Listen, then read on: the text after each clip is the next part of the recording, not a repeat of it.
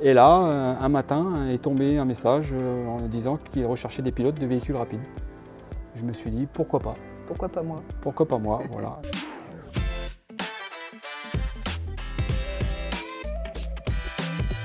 Pour découvrir les métiers de la gendarmerie, nous sommes aujourd'hui au peloton motorisé de Narbonne avec l'adjudant Frédéric qui va nous faire découvrir son métier de pilote d'équipe rapide d'intervention.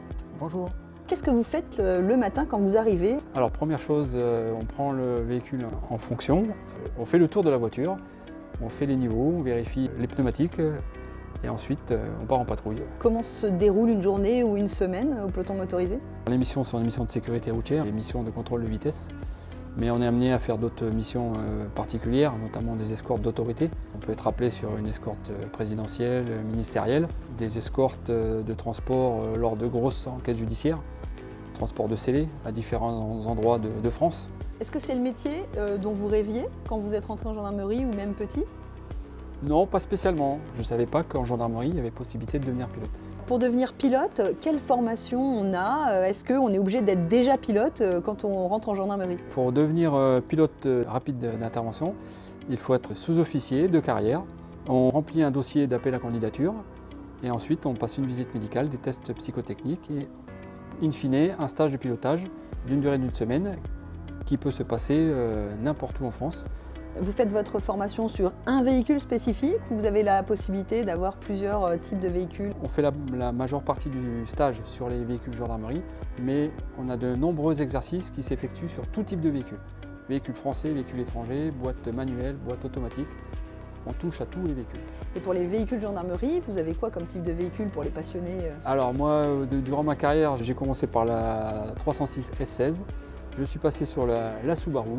Ensuite, j'ai eu l'occasion d'avoir la Renault Mégane RS pour là aujourd'hui avoir la Seat Leon Cupra.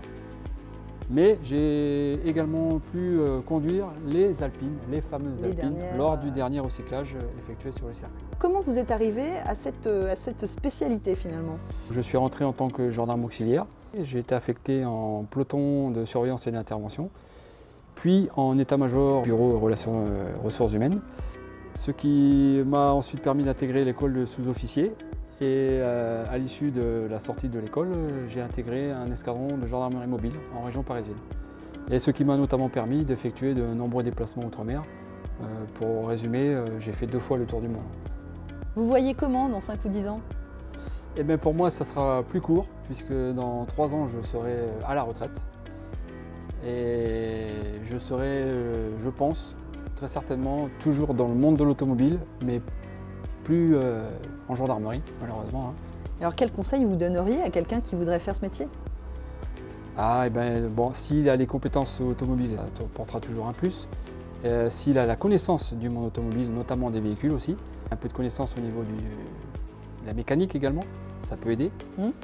Et puis mais c'est pas indispensable, vous disiez tout à l'heure. Non, ça s'apprend. On peut ne rien connaître et devenir pilote. Une fois que vous êtes en mission et en service, j'imagine qu'il faut être maître de sa voiture, de son véhicule, donc il faut avoir un grand contrôle de soi. Oui, il faut être posé, il faut être calme.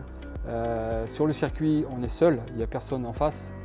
Sur la route, on est loin d'être tout seul. Est-ce que vous avez un objet dans votre quotidien qui ne vous quitte pas dans votre métier? Oui, j'ai mon pistolet de contrôle de vitesse.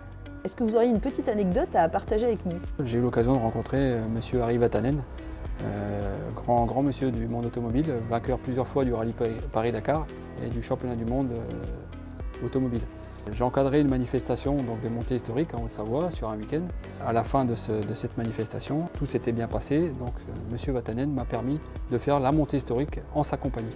Qu'est-ce qui vous plaît dans votre quotidien? Qu'est-ce qui vous passionne? Partir chercher le contrevenant et faire cesser l'infraction au plus vite. Voilà.